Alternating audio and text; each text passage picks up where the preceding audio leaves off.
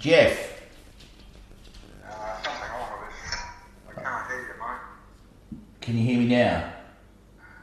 Try that. Something. Yeah, I can hear you. Can you hear me? Yeah, I can now, yeah. Awesome. How you doing?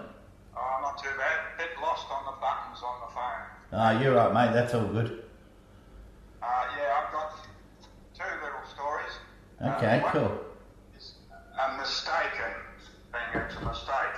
Okay. I used to drive down to see a person that I can't think of the name of the place now. Anyhow, on the beach on the coast, and you drive through India Park in order to get there. India Park's on the coast, and where I am is in Rocky, about 30 miles away.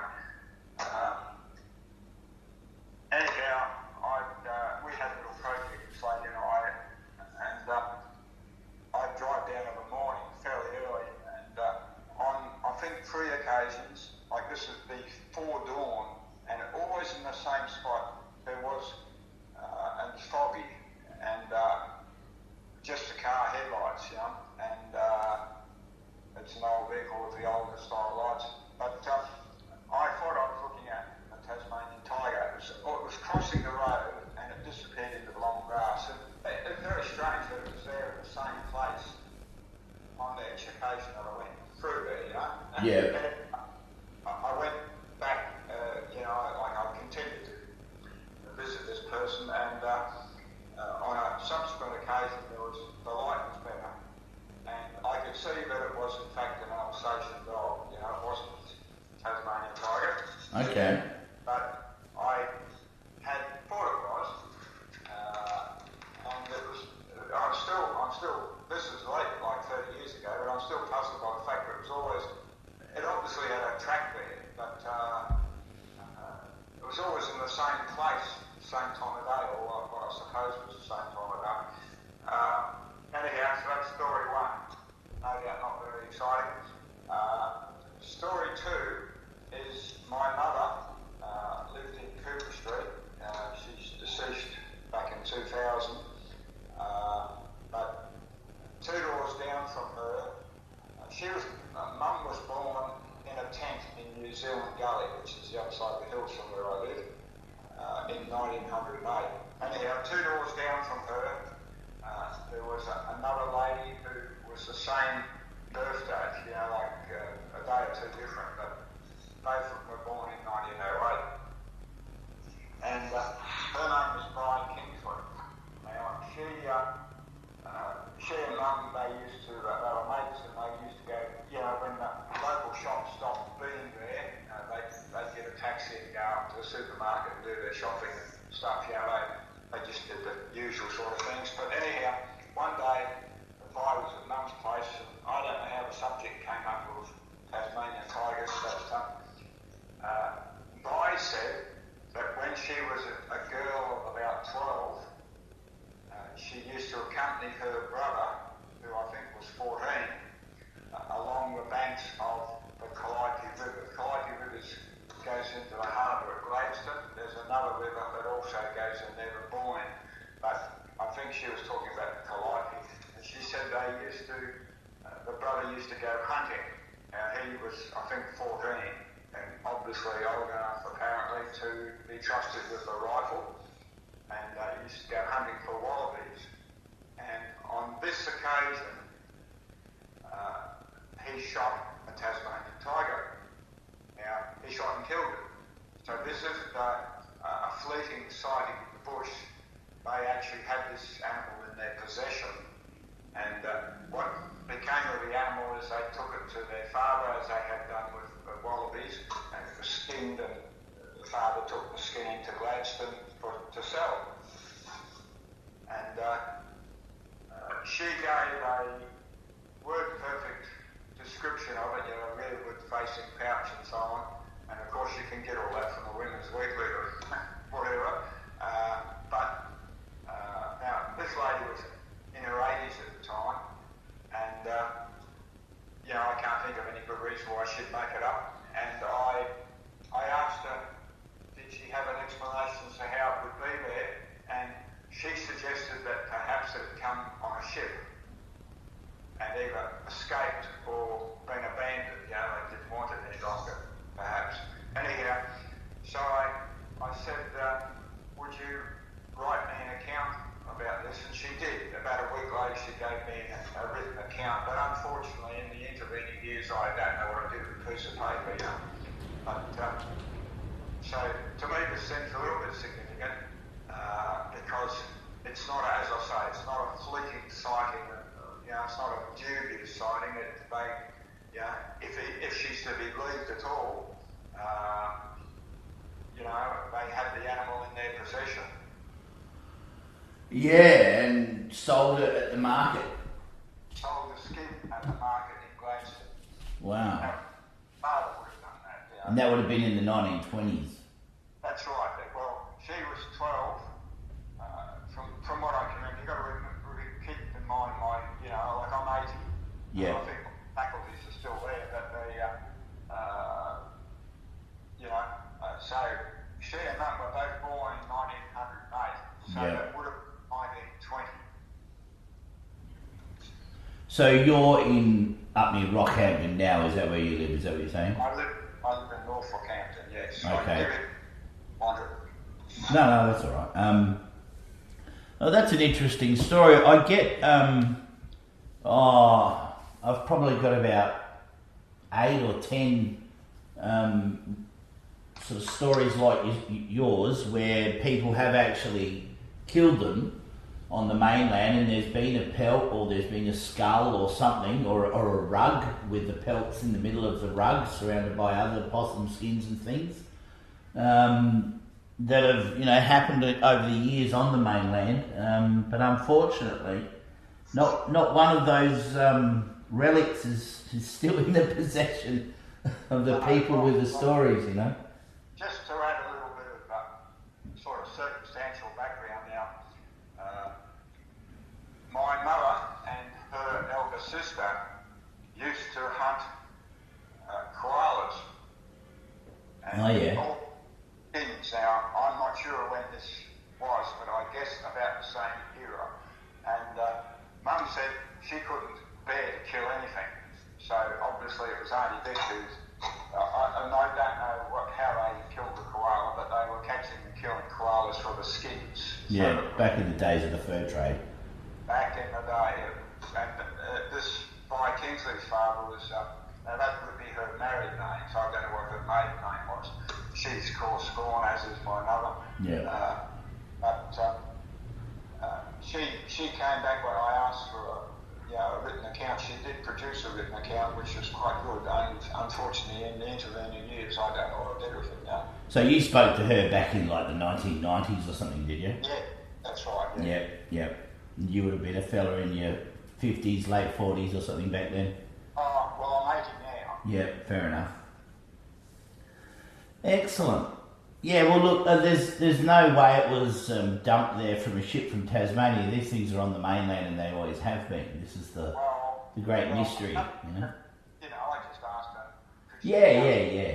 Considering that they're not supposed to be at the mainland, and that was what she offered. She said it might have been on a ship and escaped, Yeah. Nah, look, science has got this attitude that they've got it all sorted, and they can categorise everything quite neatly when it comes to this animal, but there are thousands of people like yourself that have either seen something or know of something or heard something or had a dead animal. I've got a lady from southeast South Australia, and her dad shot 2 of them, one in the 50s and one in the 60s, and she saw one in the 60s when she was about 12 years old. And her dad laughed at her and said, "You saw a mangy fox." Now then, as a grown woman with a couple of sons, her dad, when the boys were about 16, 18, said, "Come in here, boy, I'll show you something," out into the shed, and unrolls 2 thylacine pelts with a bullet hole in them, But just because he was a bigoted old bugger, that didn't really favour girls over boys, he made her, question herself his whole life until he died, and she knew what she'd seen, but he had 2 pelts. Yeah. And when he died, her brothers and her nephews went through and cleaned everything out, and he only died about 12 years ago. And the pelts disappeared, but both of her sons got to see those pelts and swore black. And I met one of her sons, and he swore black and blue. It was definitely a thylacine pelt. I don't doubt it for a second. He said, but Pop was just an old bastard, really. He just treated everyone like shit. But you know what I mean? He just had that love-hate relationship with his daughter, so he never ever confirmed for her that she had seen a thylacine, even though he had evidence of it. So these sorts of stories are, unfortunately, not, I wouldn't say hugely common, but like I said, there's been about 8 or 10 times. You know, there's another story that come through from a farm in New South Wales, or a station, not a farm, a sheep station, and they shot 2 of them, thinking they were dingoes from a distance, and when they get up there, it's a thylacine, and instead of saying, oops, but look what we found, they buried it and tried to keep it a secret. So, you know, they're definitely on the mainland. Apparently female, because she said it had a rear-facing pouch, yeah. See, that's a pretty distinct kind of feature, anatomically, you know? Yeah.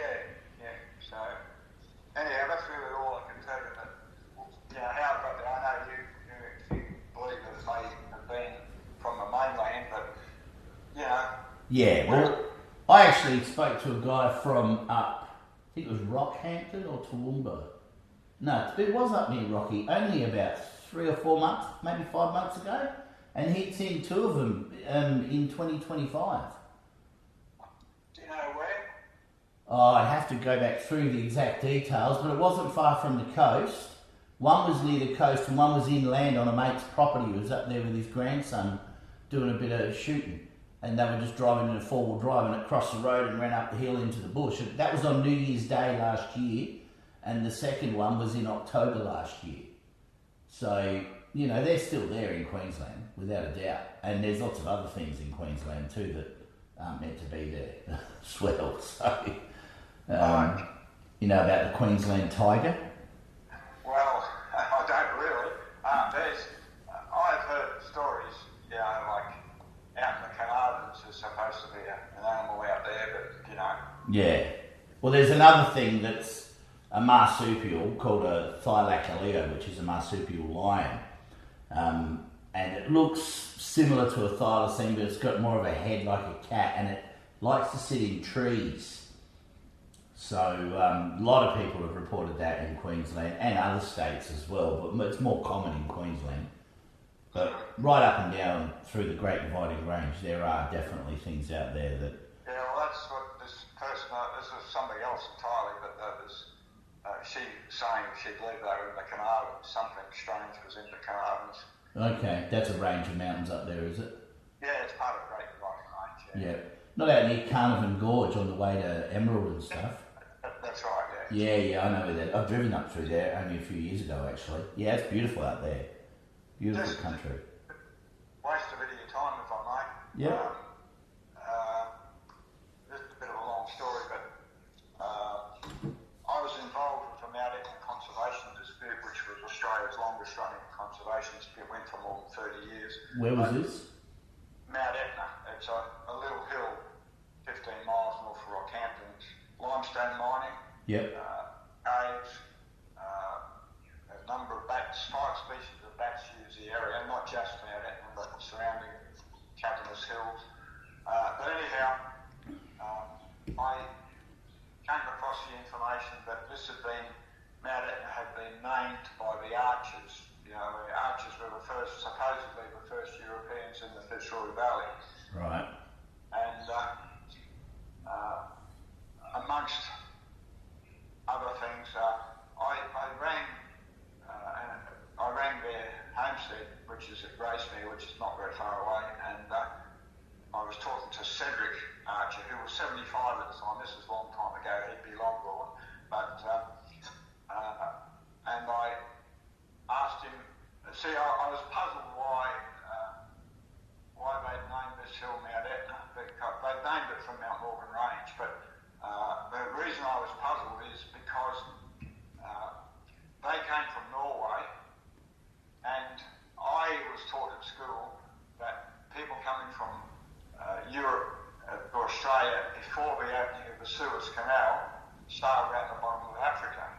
Around the Cape of Good Hope. Yeah, well, so you therefore wouldn't go through the Mediterranean Sea, so you wouldn't go past the Sicilian Mount Etna, so why the hell would you name a hill in central Queensland Mount Etna? So anyhow, Cedric corrected me and said, no, you're wrong. They sailed through the Mediterranean Sea, and so went past the Sicilian Mount Etna, which of course is quite a big structure compared to the hill here. Yeah. Isn't that an active volcano? I think so, yes. Yeah. So there was overland transport, a camel day or something of the kind, across the Isthmus of Suez, and there's a boat waiting in the Red Sea, and at that moment in time, that was the organised system for getting to Australia. It was the cheapest, shortest, safest way of getting to Australia at the time. So they did sail past the Mount Etna in the Mediterranean Sea. So, okay, satisfied my question about that. And the other thing was that when I was in my 20s, I worked for electrical undertakings here, and we were at a place called Boongarry Rail Siding, which was just a platform, two before uprights with a 10-inch board with a cast iron letters Boongarry on it, and a little room like a country dunny, which would have been for the parcels, I guess. Okay. Anyhow, I don't remember what we were there for, but we were there for half a day, something or other, even disconnecting the power or putting the power on, I don't remember now. But some years later, Strawn published a complete book of Australian mammals, and I bought a copy, and it fell open at the tree kangaroo page, Loomholtz's tree kangaroo, Dendrolagus loomholtzi. Yes. So I read, that was just where it opened, and it gives the alternate Latin names, if any, of alternate common names and so on. And the Aboriginal name for Loomholtz's tree kangaroo was Boongarry. And so I spent about 50 years puzzling over this. I had speculation like, were they here? And did the Aborigines here have the same name for them? Seemed very unlikely, but nevertheless, I asked a lot of ringers, a lot of people, and over that period of time, I got a lot of stories about tree kangaroos in the area. And anyhow, I didn't make any progress except that I tried to find out what they actually eat and whether that vegetation was here, but it turns out they're a fairly universal eater. They weren't picky, so it didn't help. But one day I decided I'd write some of this down, and I thought, well, I'll get a photograph of the Boongarry railway station, and I drove out there, which is only a few miles away, and I couldn't find it. My memory failed in terms of I couldn't remember the location. Yep. And part of the line that goes to Mount Morgan did go to Mount Morgan, and through the Theodore, terminated at Theodore. Anyhow, so I'm driving up and down the road, and I can't get it together in my mind. So anyhow, there's a driveway to a property, so I drove in there, thought, well, I'll ask somebody will know. And so I come up to this fellow's, Noel Moore's his name, I didn't know him, but he's grazier there. And he was a bit curious, naturally, what the hell was I doing on this patch of dirt? And anyhow, so I told him the story, and he said, I've got a railway station down in the paddock, jump in the tow jar and I'll take you down there. So he takes me down. This is a railway station, not a siding. Yeah. It's a prefabricated concrete railway station. You could just about move into it tomorrow if you wanted to, like it had a station master's office and a waiting room. It was well built. And the only thing that was wrong with it was the kids had smashed the windows, the glass windows, and the barge boards falling off. But apart from that, anyhow, it's not the Boongarry rail siding that I was looking for. But we exchanged phone numbers, and a few days later, he rings me up and tells me that he's been talking to one of the neighbours, and one of the neighbours has seen tree kangaroos. And this is in an area where they're not meant to be, of course. No, they're not here. Yeah. We're hundreds of miles south of where they actually are. Yeah. So, going back to the story with Cedric, back to the story of Cedric, I'd asked him if he knew anything about the origin of a place named Burngary, which is only a few miles away from Archer's Gracemere homestead. And he said no, he couldn't help me, but he did tell me that Burngary was the Aboriginal name for the tree kangaroo that Learnholtz had been looking for. And, I was a bit young and conceited, I suppose, and I thought, how does this old fellow know this? So I asked him, how do you know? And he said Learnholtz was their guest. Learnholtz used Gracemere Homestead as his base of operations for this part of his work in central Queensland. When he was surveying the animals. Yes, that's right. So, now, the rest is just speculation on my part, but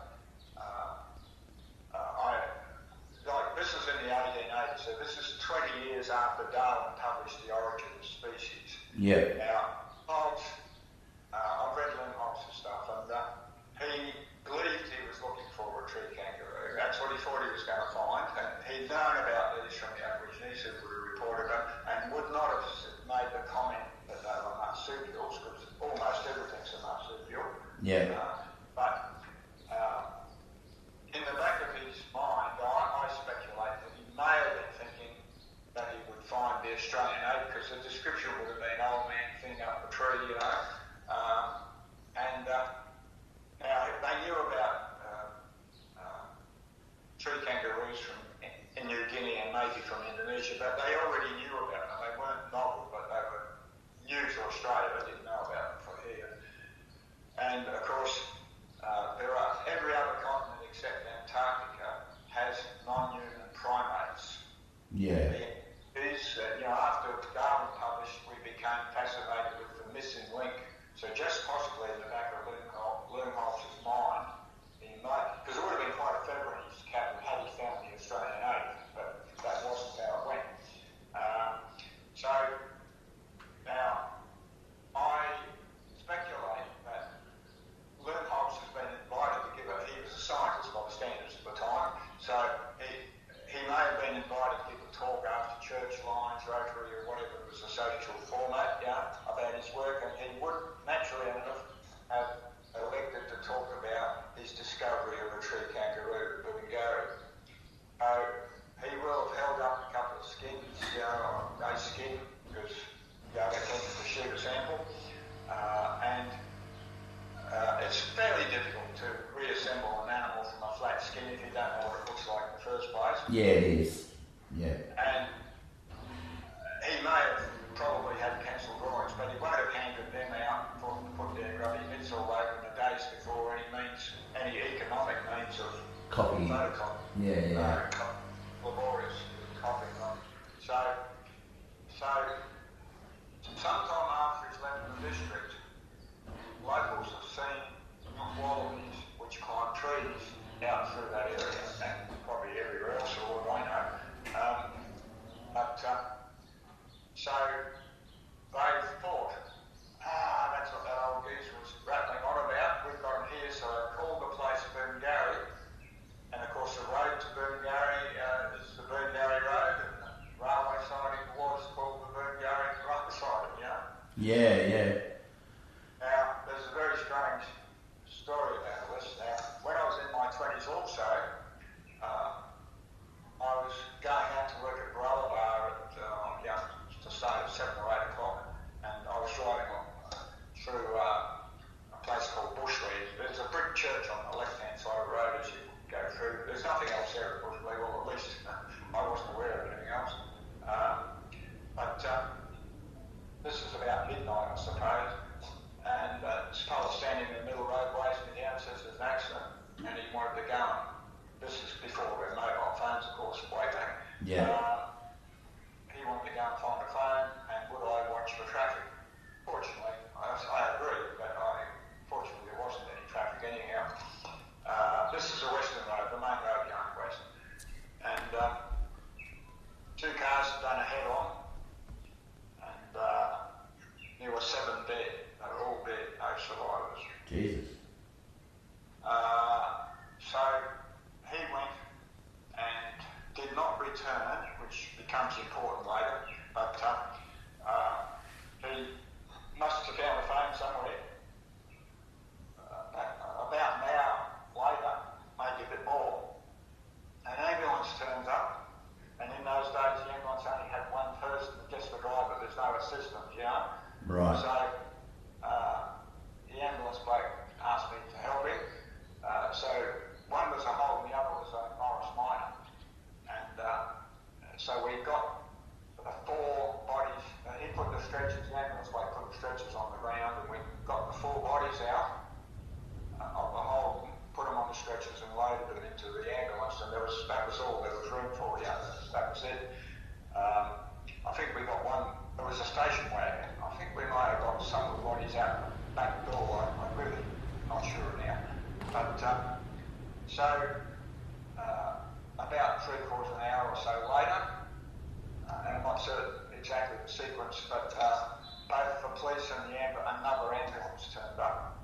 For some reason the police wanted me to remain there, but I was expected to start work at 7 or whatever it was.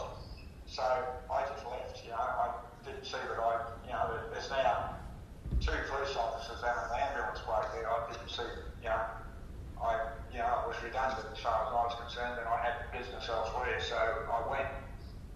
And that sort of sounds like the end of the story. But very strangely, this Noel Moore that I'd driven into his property, and he rang me about, he's talking to his neighbours, and they'd seen tree kangaroos, and he's reported this. And over 50 years, many people have reported, because I talked to a lot of people, and many people have reported seeing tree kangaroos. Now, what they are is rock wallabies. Now, Noel was working in his paddock one day, and because everyone carries a mobile phone now, there's this rock wallaby on a branch not far from him, so he photographs it and sends me the photograph, and I send it off to the museum, and the museum agree that it's a rock wallaby, but it's one of 2, and there's not enough info in the photograph to nail which one it is, but it's a rock wallaby, it's not a tree kangaroo, no. Yeah. Anyhow, so I'm still working on electrical linesman, at this point, and we did send out, you give them a plan, a bit of paper, and property owner wants a pole put up to increase to conduct the height in this paddock because he's going to do something or other. So, don't know whose paddock it is, so we just get sent out to this place. The young fellas are putting the pole up, and I'm just acting as safety observer sort of jazz. And the property owner comes up, and it's Noel Moore, same bloke. So we had a bit of a yarn for a while, and he said he's got to go out to Bushland. And I said, I was in that there 30 years ago or so. And he said, his jaw just about dropped on the ground. He was amazed. But he said it wouldn't have been 30 years ago, it would be 50 years ago. And that would be correct. I was just my instantaneous response was, 30 years ago, but it was a lot further. Yeah. And his father, he was a child of 8 at the time. Noel was 8. And his father was a station master at Bushley. I didn't even know there was a bloody railway station there. But now, so they didn't find out about the accident until the following morning. And of course I was gone, long gone by then. But his father had received a message down the railway telephone system that somebody had stolen a length of wire further west, further out, and this had been used to tow a vehicle. And I didn't see any wire. But so what we put together is that the bloke who weighed me down, he was probably towing the vehicle. Now, I forgot to describe to you the circumstances. This is a cutting, and it's not a straight cutting, it's a curved cutting. And there are a number of these I've noticed since. But so the vehicle being towed to Morris Minor would have had no lights, obviously it had no engine, so it had no lights. And you know how when you pass a vehicle going the other way in the dark,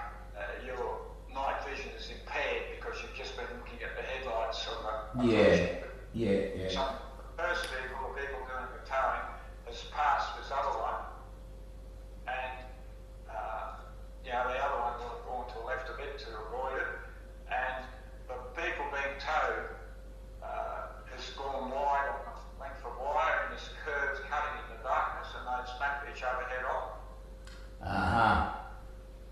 So he wanted to get out of there because he was doing the towing and didn't want to be involved in people dying in a head-on collision. He was probably just doing the good Samaritan thing as far as... But they didn't have their headlights on, so they got cleaned up by the oncoming car. Well, I couldn't have any headlights because they had no engine, Yeah. He was probably just a good Samaritan trying to help somebody, but he didn't want to get further involved, it would have been complicated. And he would have felt terrible as well. Yes, anyhow, he never returned. So that was in the 1960s when that accident happened, I'm guessing. Yes. Yeah. Wow. We're 20s, So you put the pieces together 30, 40 years later. 50 years later. Yeah. So that's a bit of the story. But now, the local library, the council library, for a while there they were getting rid of a lot of books. They were selling more for 50 cents a copy. Just to... Yep, as they do. Yeah. Well, I bought far too many. But one of the books I bought was a child's, aimed at children, and it was something like Roman roads in Britain. Now, I spent a bit of time as a chainman, a surveyor's assistant, so I bought this book for the princely sum of 50 cents. Yeah. And when I read it, it's just a kid's book basically, but it talked about how straight Roman roads were and what they did when they came to a corner when they had to go around something, and what they did and what will have been done by surveyors right up till maybe now or till recent times, and what will have gone back to probably Babylon is when you come to a slight corner, you've got to change the direction of the road for some reason. It's most convenient to put the sighter, which is going to mark the centre of the alignment, on the crest of the hill. Now it might be a hill that's only a rise, not much of a hill, but nevertheless, in order to be able to see from any distance, because if you put it over the crest, you can't see from both directions. Yeah. So, in the course of time, the surveyed road has a bend just on a little crest. And then, years later, main roads come along. And they started doing cuttings. Through the road, and they follow the same alignment, and they do a cutting. Yeah. Because it's safer.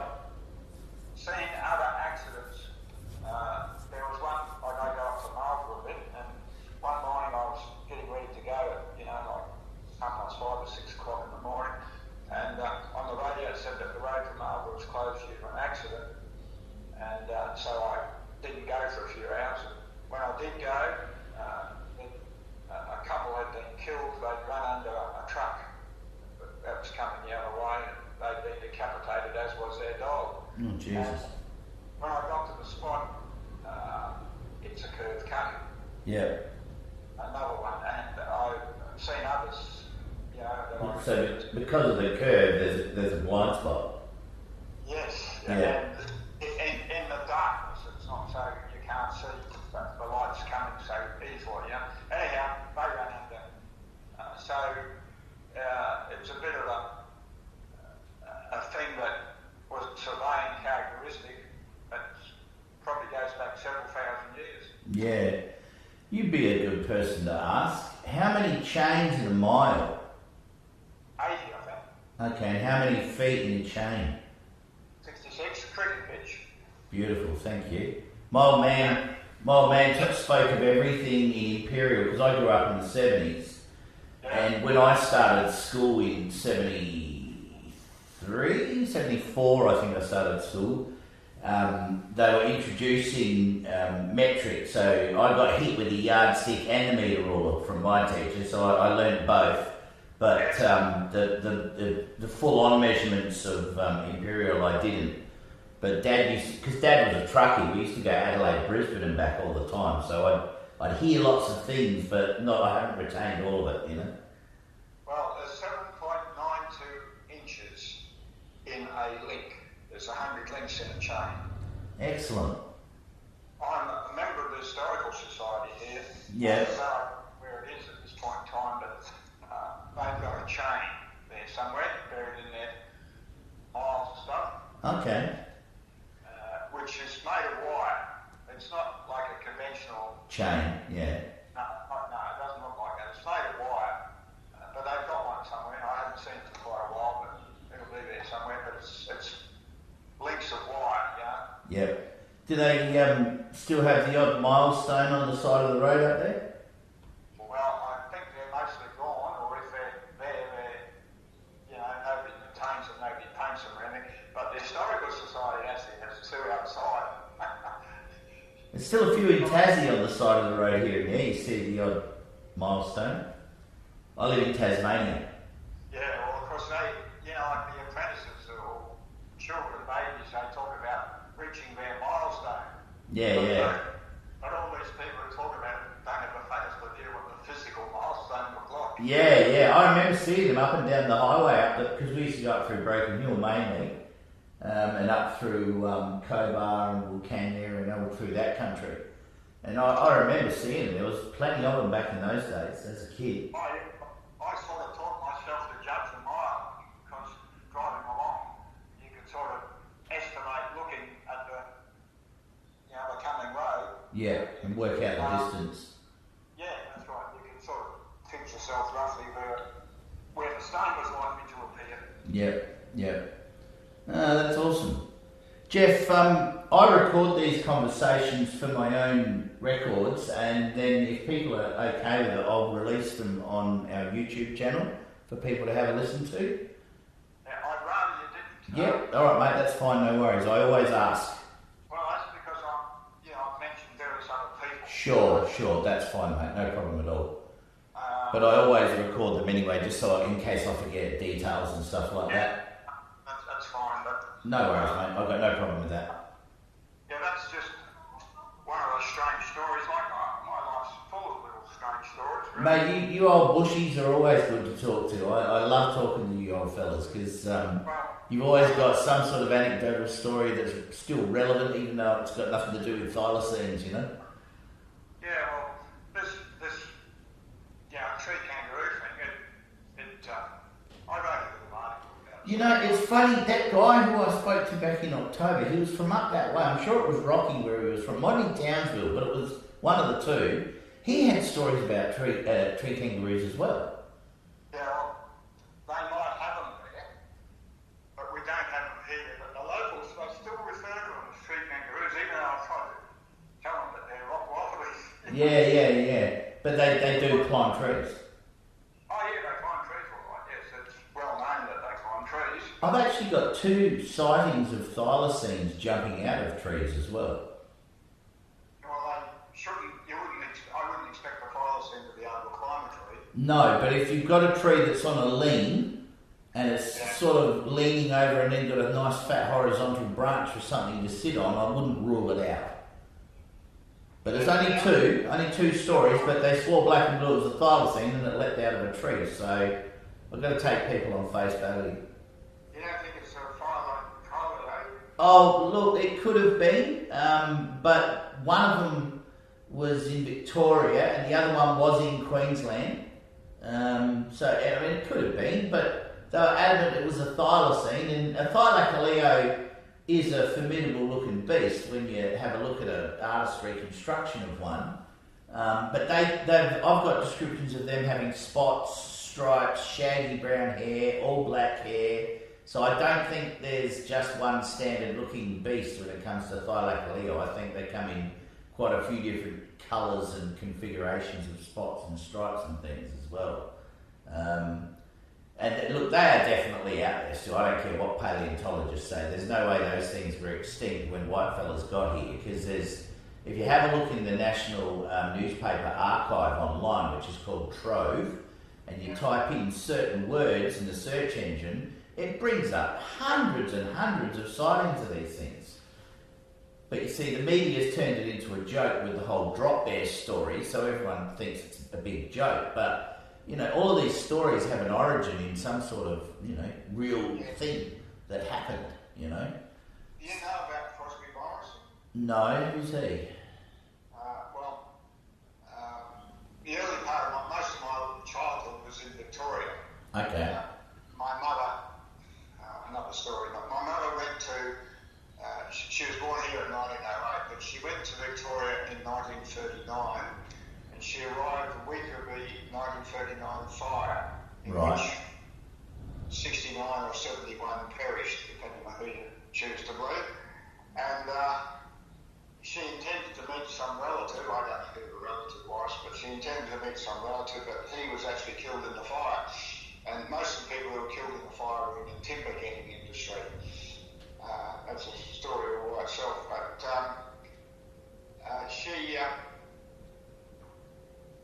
she got a job working for the consul of Switzerland in Kew, which is a suburb, not from where we actually live. She met my father and they married, and I occurred and so on. Now, we lived in Rathmines Road. Now, one day, when she was working for the consul of Switzerland, she changed the light bulb and put the old one in the bin, as you do. And the consul noticed this, and he commented that in his country, they would have recycled the glass and the brass and the lead and the tungsten. So I don't know when this was exactly, but I was born in 1945, so it's between 1939 and 1940, during those war years. Sure. We lived in a place called Rathmines Road, and it was just an average sort of area, but up the hill a bit, there was a parallel street, Harcourt Street, which was a lot of wealthy people lived up there. They had large areas of land and monstrous great houses. And I used to walk the dog up along there, you know, because it was like a leafy area, you know. And anyhow, I was oblivious to anything much, but I would have walked past a place called Barn Bray. Not that I knew about it then, but I remember being taught that during the I was taught this in 6th grade, or a teacher in 6th grade, well, it wasn't me, the whole class was taught, the Japanese submarine intrusion into Sydney Harbour. Yeah, my dad told me about that. They recovered the bodies of the fellows from 2 submarines, and they approached the Japanese authorities. Could they cremate them? The Japanese had no objection to them being cremated. Now, by this time, the Japanese had been expelled from Australia. The Japanese consul had been expelled from Australia. But the Japanese consul had occupied this house called Carn Bray. Now, Carn Bray was, it might still be owned by Nicholas Aspro. And if you research, I came across some of this online. Nicholas Aspro had a number of places called Carn Bray, so it's a funny little castle in England somewhere. It's a tiny little thing, but it's on a hill that would go back into prehistory. You know, The existing building would be maybe 1,000 years old if it's that, but it's a little funny looking, very strange looking castle. But anyhow, so the Japanese agreed that the remains of these souls could be cremated, so they were cremated and put in boxes, and the boxes were given to the Swiss consul, being neutral, for carriage to Japan, or conveyance to Japan. So my mother was probably still working for the Swiss consul when this happened. I don't know, yeah. Early 40s. Yeah, well, between 1939 and 1945. Yeah. I think it was 1943 when they went into Sydney Harbour. Yeah. So what year did they bomb Darwin? Was that 44? I think so. I'm not certain, but I think that's probably right. Yeah. Yeah.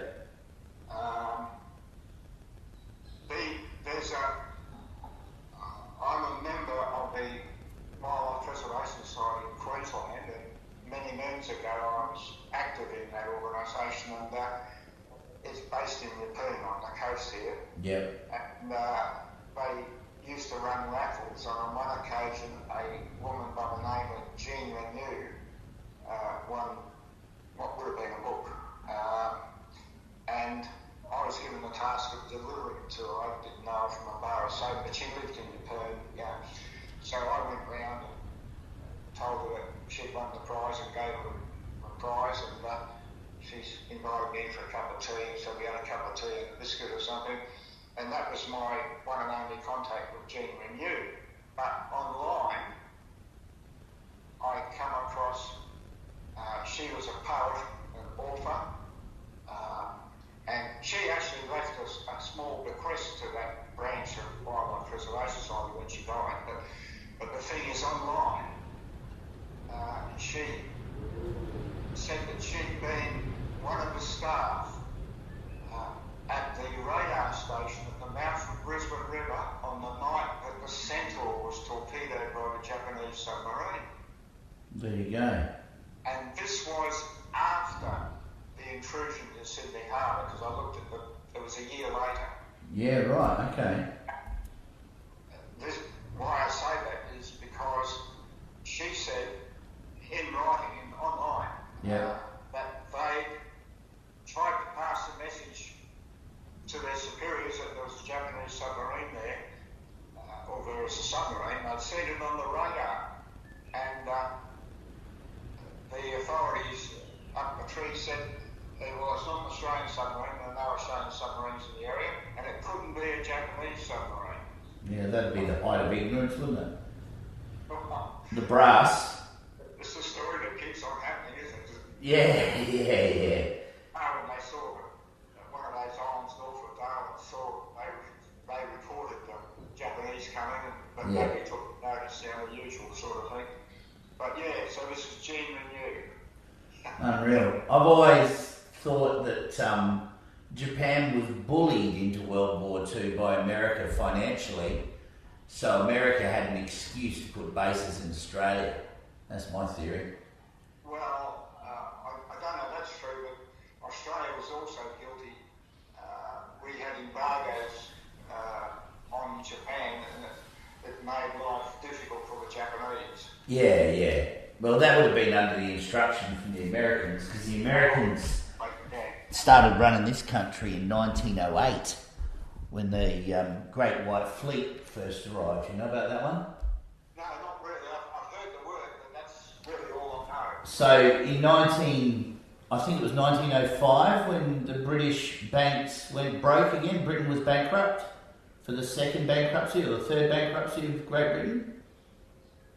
Anyway, what the royal family had done in their wisdom was put the entire British Commonwealth up as collateral for their loans. So when they couldn't pay their bills and the debt collectors came knocking on the British door, they said, well, look, you can have the colonies if you like, we'll give you them, and as long as we can keep our titles and our holdings. And so they agreed to that, and so then in 1907 they signed a treaty, I think it's Treaties of the Hague 5 War on Land. I think that's the official title of the treaty. And as a result, everyone in the British Commonwealth became legally prisoners of war on land. And that came into effect, get this, on the 26th of January 1908. So in 1907, the Americans arrived in Melbourne with their 2 or 3 battleships, but they painted them white to say, we come in peace, Australia, we're coming to say hello. But when they turned up with these treaties for the Australian government to sign here, or we're gonna have you. And so that treaty is called a usufruct agreement. You know what that means? No, I don't know. So I think it's German, but it's usufruct means use the fruit of our nation to pay our debts.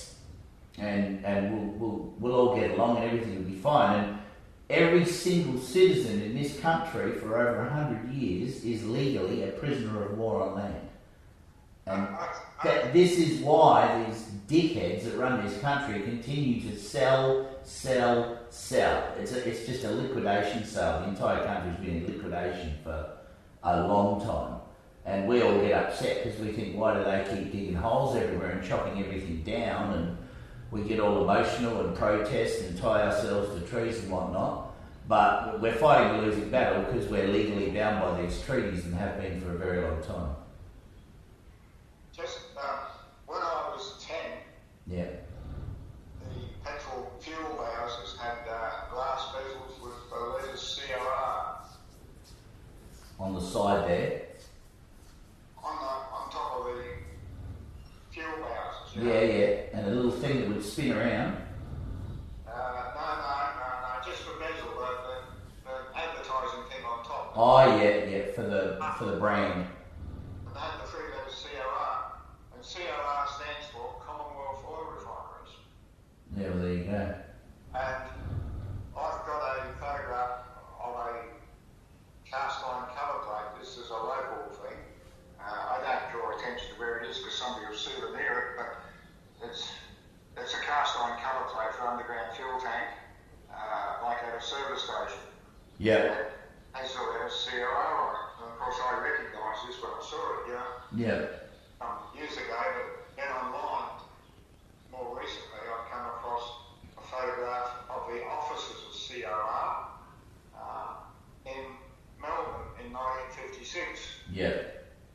And the caption says it was, which I already knew, the caption says it was sold to BP.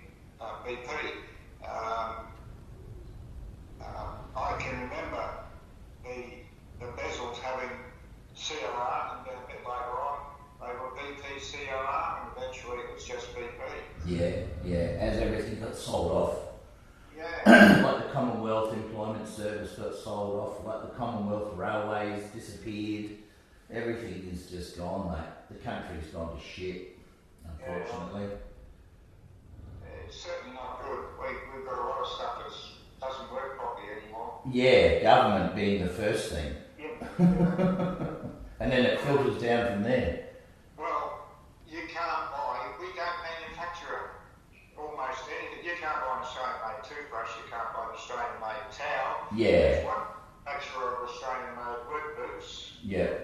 Well, this is what Whitlam set up in '73 when he signed the Lima Agreement. Whitlam was responsible for this, essentially, and he, you know, for what was it, 2 or 3 weeks, him and one other bloke held every seat in Parliament. They held every portfolio in government, and that was when they changed the constitution and did all the other bullshit things that he got away with.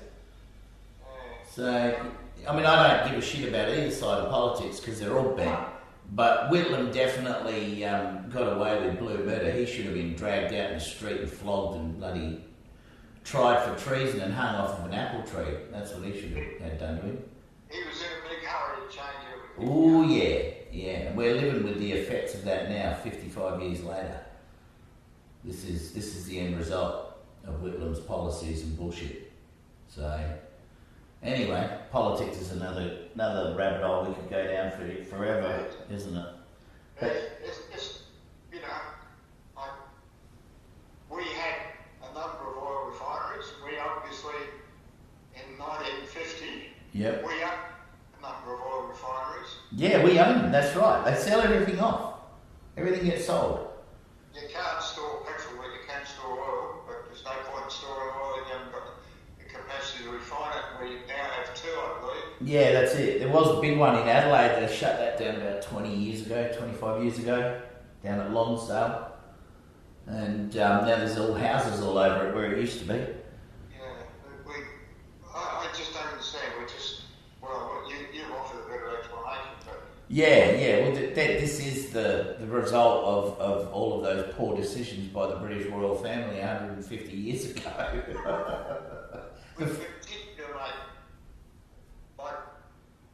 It's just, I can't understand it because, you know, during the Second World War we built aircraft. Yeah.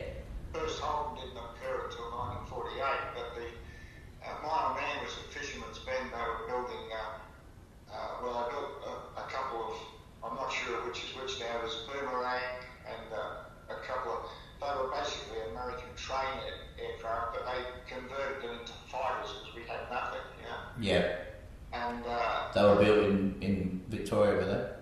yes, well, they may have been built in Sydney as well, I'm not sure. So there were two places where they manufactured aircraft. One was at Mascot in Sydney, which I know little about, and the other one was at Fisherman's Bend. Now, they built both bombers, and the parts of them, there were, I think, 700 suppliers of parts. They built the entire aircraft. What happened was the scheme to build both was decided upon before the war at all, and then when the engines were going to come from England, and the British decided, Churchill decided that they weren't going to give us the engines. When Japan came into the war, we thought we needed to build some aircraft for us. The original purpose was to supply England with aircraft. But once Japan came into it, it became obvious we better do something about our own defences. Yeah. Do you know about Essington Lewis? No, I don't know about that fellow. Well, he was the manager of BHP. Okay. He became, I can't think of the right name, but he was in charge of munitions. Yep. He organised the Defence of Australia, the manufacturing side of the Defence of Australia. Yeah, get all the munitions built and distributed and stuff. Well, we did some remarkable things. He had been, now I'm not sure if he went to Germany, but he went to Japan, and he realised what was going to happen in the future.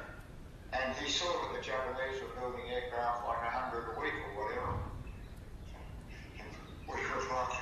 We would have been lucky if we had 100 aircraft of any type, yeah. In the entire country, yeah. And We were sitting ducks for a long time. We're still sitting ducks. he organised, and he put, now what he was doing, you know a bit about pig iron Bob, Menzies, and the waterside workers was used to load the iron, There was a big dispute, was there?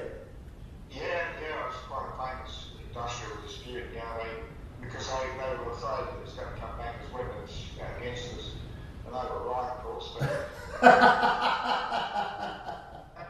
Because this is what Menzies organised for us, yeah? Oh, God. Lewis, he was selling iron to Japan, and he realised what was going to happen. And what he did was he used the produce, the revenue from the iron sales, to arm Australia. Yeah.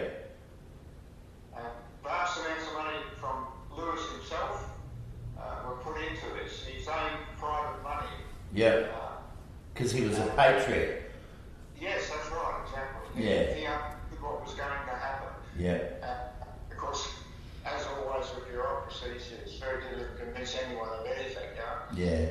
But he was awake up. Now we built where the old fellow was working was at Fisherman's Bend. Now bits of aircraft were built in the railway workshops in South Australia. Yeah. And different places, and they were amalgamated complete aircraft at Fisherman's Bend and at Mascot. Now I don't quite know. They were building aircraft when they finally got going at a rate of one aircraft a day, which for Australia was quite an achievement. Yeah. These are both of them was a twin-engine, all-metal aircraft. It is claimed to be responsible for the fact that we lost no troop ships in Australian waters because they patrolled ahead of ships, Yeah. suppressing Japanese submarine presence. Okay. Now, they built 750 or so of them, and then they moved on to the Beaufighter, which was a better aircraft in many respects. The problems of, this was a Bristol Aeroplane Company in England had designed these things, and they decided that they could build a better aircraft, and what they did was they didn't start from scratch. The changeover period was relatively short because they used the same wings and the same undercarriage and most of the same tail assembly. But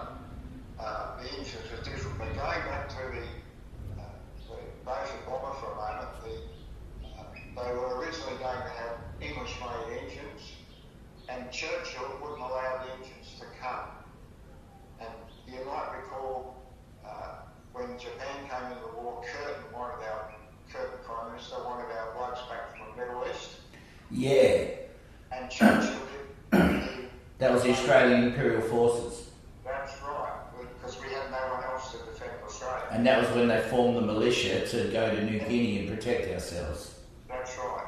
Now, And that was also the catalyst for bringing American troops into Brisbane, which turned out to be useless in New Guinea because they didn't know what they were doing and they were too scared to go in the jungle and fight. yes.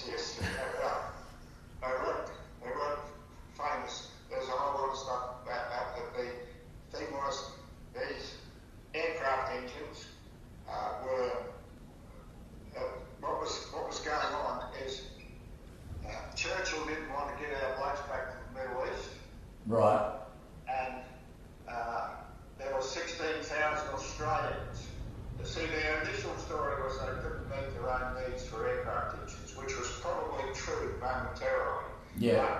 But there were 16,000 Australians in the British Air Force. Yeah. And that's where we would have got our trained, experienced sailors from. And Churchill didn't want to give them back, so don't give them any engines.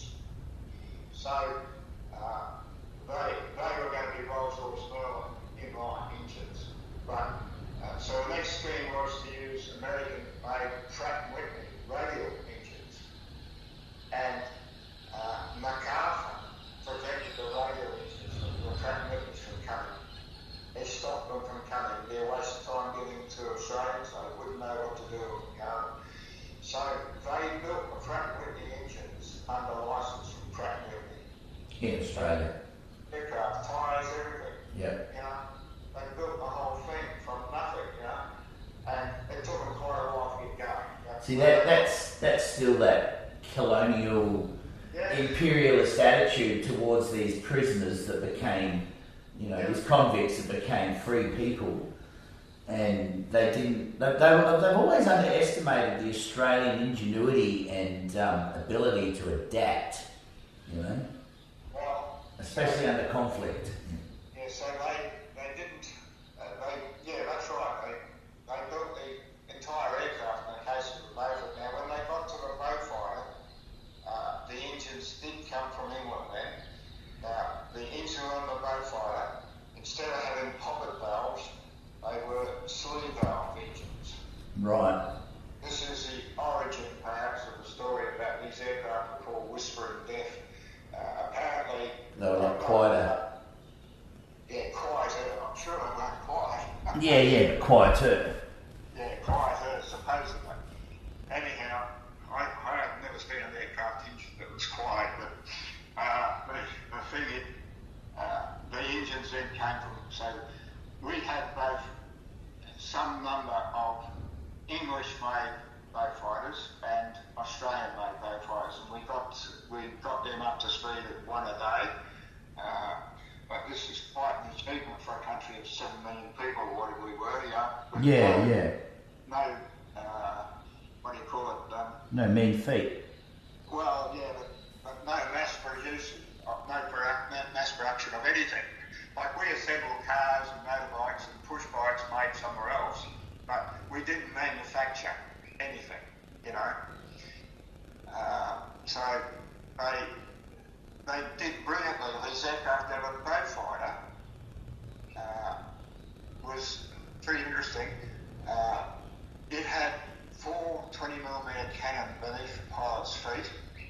Now the English ones had 6 303 machine guns in the wings. That's as well as the 20mm cannon. Yeah. They had 4 machine guns in one wing and 2 in the other for some reason. But where you have guns in the wings, there is a point at which the guns are set up so that they will converge at a distance of, let's say, 400 yards. Yep. Got to judge that the target is whatever the distance the guns have been set to converge at, is when you open fire, when you've got... Yeah, when you're honing in on your target. Or whatever they've been set at. Yeah. Whereas the cannon, which are pointed forward underneath the pilot's feet, you don't have that issue. They can be any distance away and you will hit the target. Yeah. So that's a huge advantage. Now, the Beaufighter in England was very useful because when the Germans switched from daylight bombing to night bombing, they were very difficult to find in the night sky. And the Beaufighter was big enough aircraft with enough space in it to allow the production of the radars, which were, of course, not particularly good and bulky and heavy. But the Beaufighter was big enough to carry them, which none of the others could, you know. So they could sneak up on a German bomber in the middle of the night and shoot it down with a 3-second burst from a 20mm cannon. And some of the German survivors who were interviewed didn't understand what had happened because they didn't see any sign of the enemy coming. Yeah, yeah. They were just shot down with a 3-second burst and that was it. Didn't know what hit him. No, well, in Australia, we deleted for the Australian-built ones, did not have the 303 machine guns. They had .5 machine guns. They had 4.5 machine guns in the wings. Right.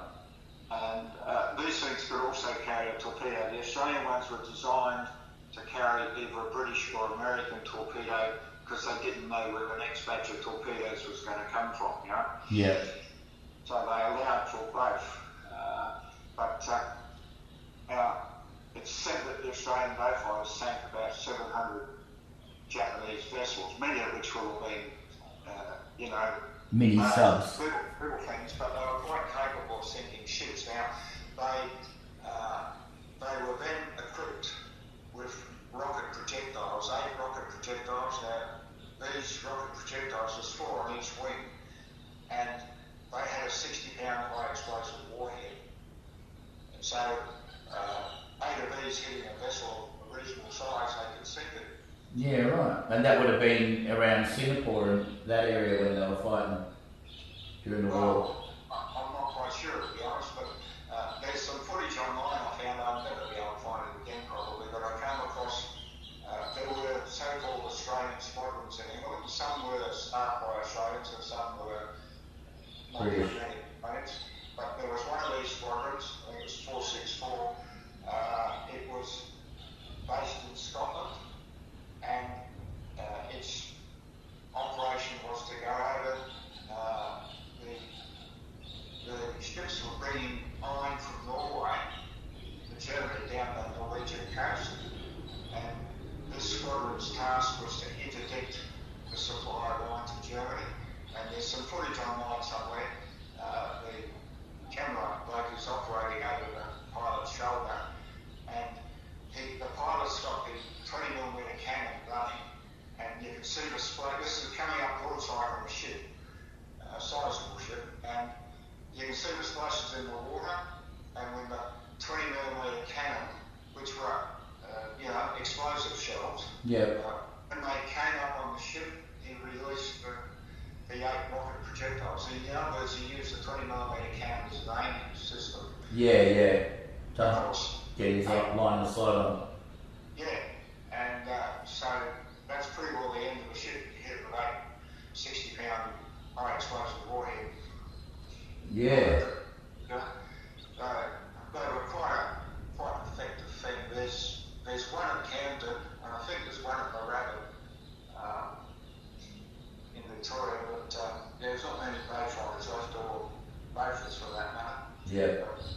They built these things that are rated 1 a day, which is pretty astonishing, and now we can't build a toothbrush. Yeah, I know, mate. It's the dumbing down of the nation, isn't it? We built jet engines. We built Pratt & Whitney, but they built all sorts of engines. But they built jet engines. They built Canberra jet bombers. Yeah. Now they also built, and I think my old man was still working. I don't really know, but they built the Avro Lincoln, which was the next one up from the Avro Lancaster. Oh, yeah. A bit bigger, and I'm not sure how many they built. There's a few different accounts. Lancasters were bombers, weren't they? Yes, they were the biggest aircraft ever built in Australia. Yeah, okay. And they remain the biggest. Are they the ones that were used for the bounce bombs? Yes, for the The Dam Busters. that's right. Yes. Yeah. I remember watching that movie with my dad when I was a kid. They had Yeah. But they had a bomb bay that was uninterrupted for 30 feet, Jesus. which none of the American aircraft could carry the load. But those Lancasters would. I'm not sure about all the ones that were there in great numbers in Europe, none of them could match the Lancaster capacity. Yeah. But they were absolutely. The thing about now, if you were to go online, there's a battle called the Battle of the Bismarck Sea, which wasn't actually in the Bismarck Sea, but there's various accounts of it. There's American accounts, and the American accounts will hardly give credit to any presence of Australians. Yeah, of course. Yeah. The Australians were critical to what happened. There was a convoy of 16 Japanese vessels, 8 transports, which were carrying something like 7,000 or 8,000 Japanese troops, and there were 8 naval vessels. Now, I'm a bit confused about how many were sunk. Some accounts suggest that 12 were sunk, some accounts suggest that 15 were sunk.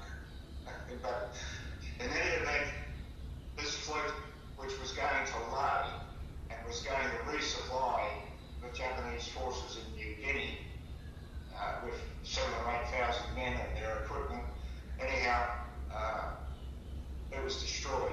Yeah. Was that in the South China Sea? No, they came from, their point of origin was Rabaul, Okay. going to Lae, and the Australians and the Americans did a combined attack, and it was very successful. Now, the Australian accounts suggest that the Australian boat fighters were absolutely critical in what happened. The Americans had modified some, I think B-25s. They put, I think, 4 or 8 guns in the front of them. They were sort of like imitation boat fighters, you know? Yeah. But they didn't have 20mm cannon. Now, I think they had .5 machine guns, so a lot of them in the front, in the nose of these American, and they call them commerce raiders. They were modified in Brisbane. But what happened was they knew from the signals, they knew that this was coming, this convoy was coming. They intercepted the signals and were able to read them. And now the Americans will tell you it was the Americans. Well, it may have been, but it was the Australian bases in Brisbane and Melbourne that translated them. But the thing was, the night before, because they'd been, now depending on who you believe, whose account, a Catalina had been looking for these because they knew they were coming, but there was a lot of cloud, difficult. But eventually, this Catalina spotted them and gave the location of where this fleet was, and a couple of Beaufort bombers were sent out, 6, but only 2 of them found the fleet, and they're torpedo bombers, and the Japanese admiral turned the fleet to be parallel now to face the enemy, the incoming Beauforts.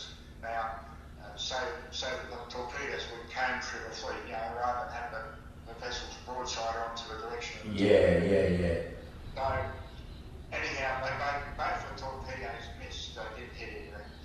And the next day, this attack was launched, this massive attack, which consisted of mostly American, but Australian boat fighters.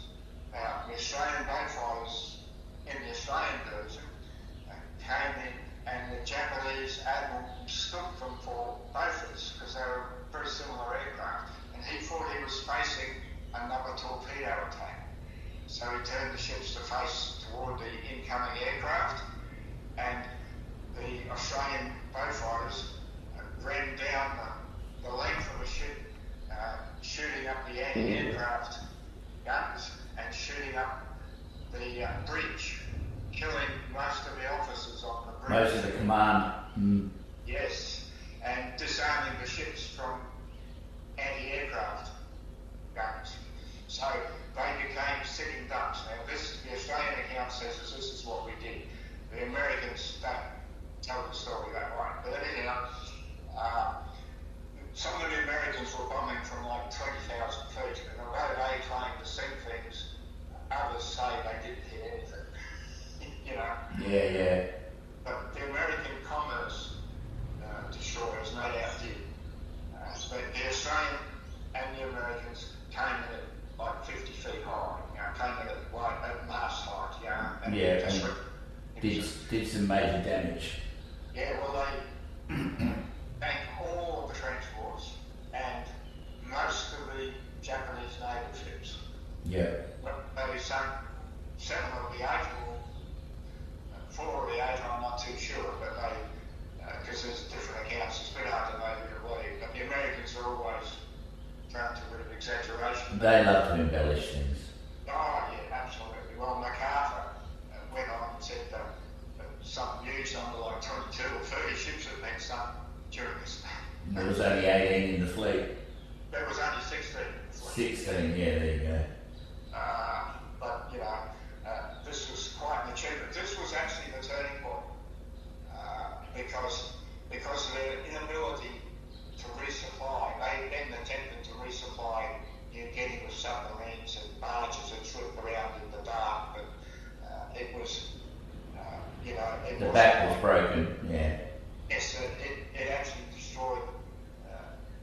It was a turning point for the Japanese war, Yeah. Because we demonstrated that they couldn't resupply anywhere with a fleet of ships, and unless you can use the fleet, you can't really resupply anything. Yeah, that's it. Interesting. I love a little bit of history. It's always good to learn your history and where you've come from and what's built the country essentially. What saved it from sheer decimation. Yeah, well, as I say, that story about Ken McNew is just, I only spent 5 minutes with her, well, maybe half an hour, but she said, "Oh, come and have a cup of tea or something." And then you learn more about her as you got older, yeah. I remembered, and You brush with fame. I never set eyes on her again. I saw her again, but, Have you got Burrell and Lassouf's book on the mammals of Australia?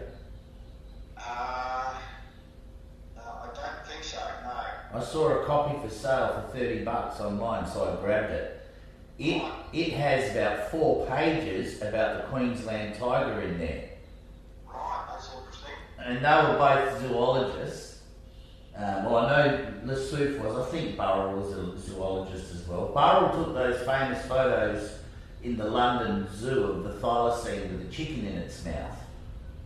The living one. I think I've seen that. There's a series of about 4 or 5 photos that he took, and he put bushes in there behind it to make it look like it was in a natural setting. And I thought that was in Australia. So. no, that was in London, those photos. But the interesting thing about that book is it's the first publication to thoroughly catalogue all the mammals of Australia that they were aware of at the time, and it also incorporates New Guinea and bats. There's another contributor to the book, another fellow who put in the section about bats. But yeah, there's 4 pages in there where Lassouf clearly has come across a Thylaccoleo, but hasn't been able to get one. He's studied the footprints. They've found the footprints. He studied a pelt from a bushy who shot one, but they haven't been able to capture one themselves. They see one, they hear one, and so he's done this whole thing about it, but it hasn't been described yet because we don't have a dead one. Now, these things are meant to have been extinct for thousands of years, yeah?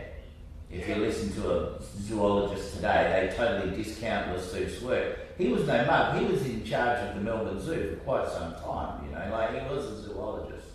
He wasn't an idiot. But these arrogant bullheads that run the narrative these days, they just totally discount all of his work and you know, they just scoff at it. And it's like, man, that's not science. You're not doing science. You're just doing cognitive dissonance, you know. Yeah, I had a copy of Trawlers, Mammals of Australia, but I think I've got that one too. what you're talking about, by the sound of it. I mentioned Crosby Morrison before. Yeah.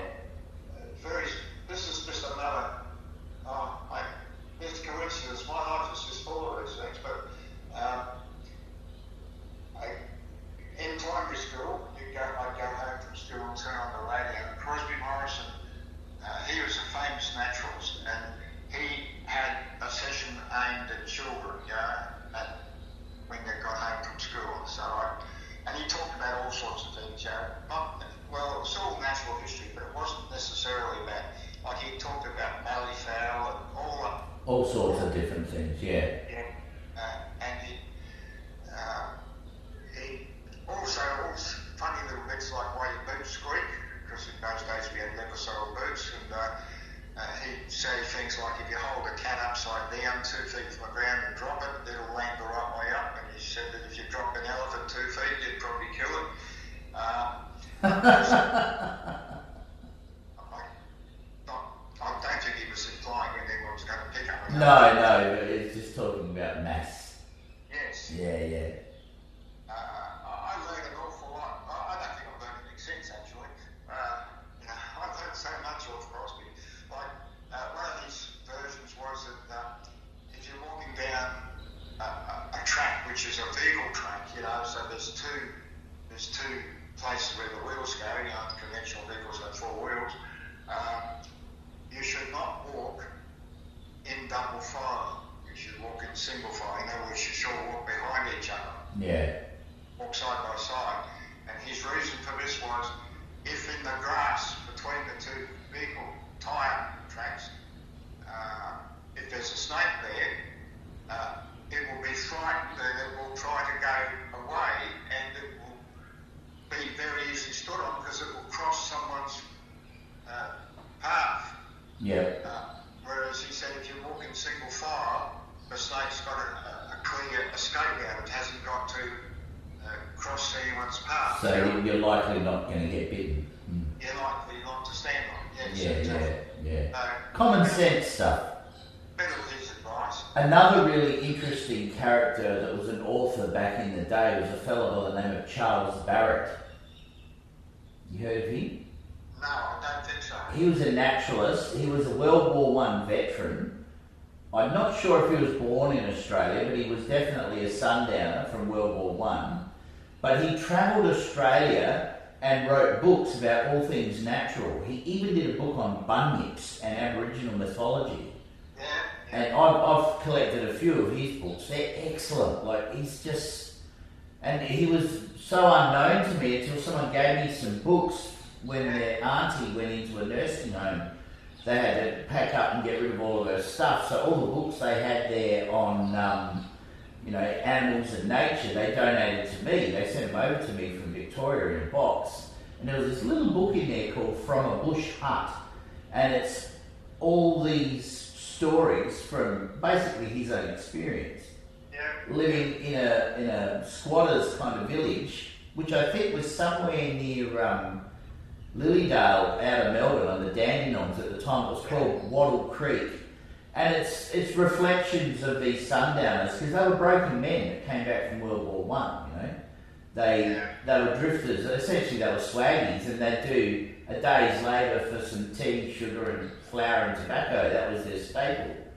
And it's just really interesting stories, and it really inspired me to learn more about this guy as an author. And then I discovered all these books on. He was a field naturalist, so he had done all these different books about different things. It was amazing. So I've got quite a few of his books now. What's his name? Barrett? Charles Barrett. Charles Barrett, Yeah. You'll find his books for sale online. I found some on eBay, and the rest were on a site called Booktopia, I think it's called. Yeah. But it's some really interesting stuff. Just going back to Crosby for a moment. There's a lot online about him. Okay. But, I didn't know that, of course, as a child. When I went to secondary school, the time slot didn't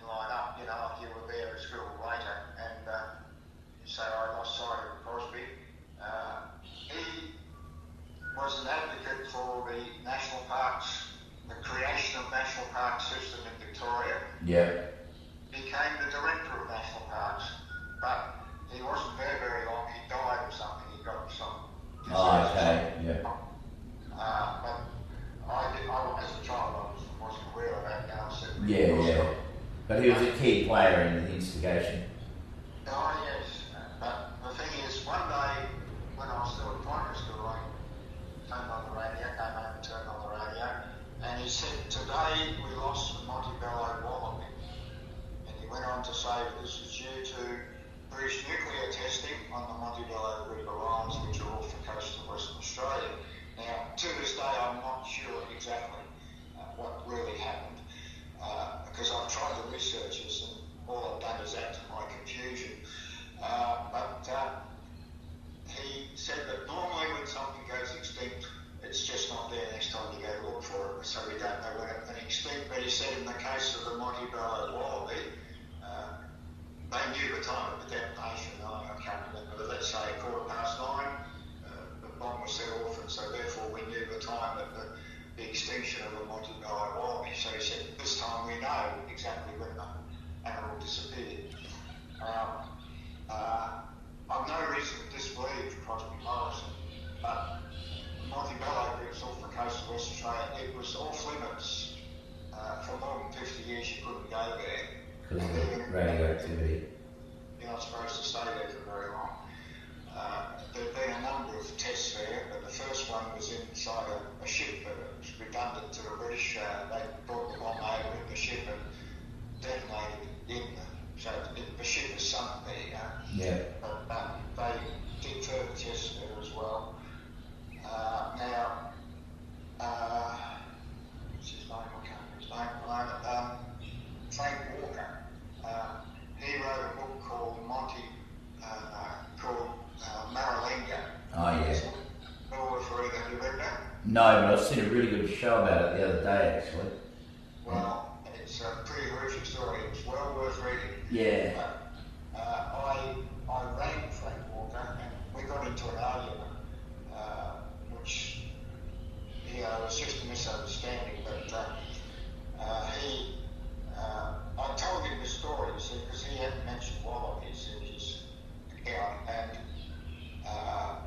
I thought I was going to just offer him a bit of information that I knew, and that by now almost nobody knew, because it's the passage of time, Yeah, these stories get lost. Well, I was 10 or under when I heard this story from Crosby on the radio. That's 70 years ago, So not too many people around would remember. So I offered this information, and he got a bit hostile because he thought I was denigrating the quality of his research. I was implying that his research was inadequate because he hadn't mentioned Montebello. But that wasn't my purpose at all. I was just trying to explain him a bit of information that I thought I had and few would have. Yeah. Now, he said, amongst other things, his book's an excellent book, I'm not detracting from his book at all. It's absolutely brilliant book. But he said that he'd interviewed a number of the British who were there, and none of them mentioned wallabies. And I went to Trove, I got the librarian to go to Trove because I couldn't work it. But anyhow, there had been the introduction, I think it was cats, on the Montebello group, and they believed that there were no Montebello wallabies, and this was prior to the British being there. So there was a possibility that there were no Montebello wallabies, as per what Frank Walker said. And that may well be the case, that may well be right, but the Montebellos as a group of lions have never got tentatively eliminated the Montebello wallaby. Now, I came away from a radio broadcast thinking we were talking about a specific wallaby, only confined to the Montebellos. I now know that there are wallabies on a number of other islands, and they're probably the same wallaby, for truth be known. Yeah. Like they're offshore islands that will be isolated from mainland Australia when the sea rose 8,000 to 10,000 years ago. Yeah. But they're probably very closely related. Now, I believe that they've reintroduced them now, but the thing was, I also read the Henrietta Drake Morton's account of the Batavia. Yeah, I know about the Batavia. Actually, believe it or not, I learned about at Batavia in school. Yeah, yeah. Well, the Abrolhos Islands is where that ship crashed in 1629. Yeah. And one group of islands, so Henrietta was her research, because she got the old Dutch papers translated into modern English from Old Dutch, and her research led to the discovery of a site of Marink. Yeah. Previously, people had thought it was somewhere else in the Abrolhos group, and there's a group of islands within the Abrolhos group called the Wallaby group.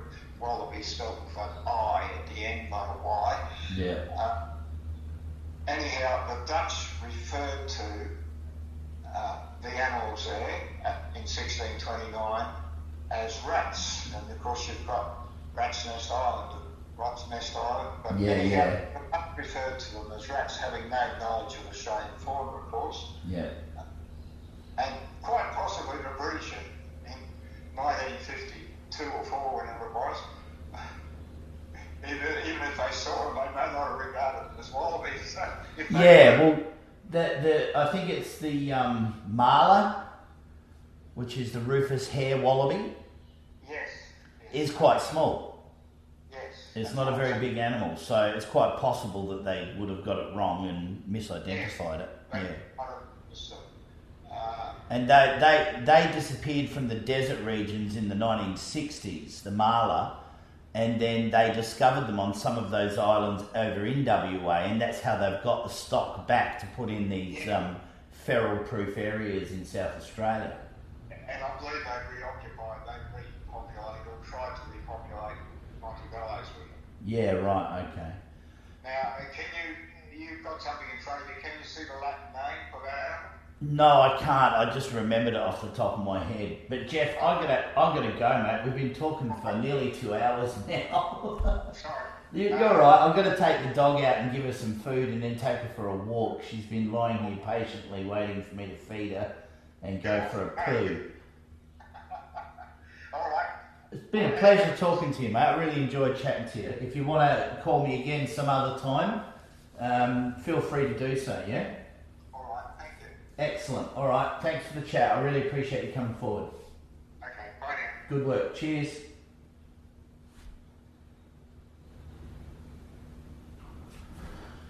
Whew.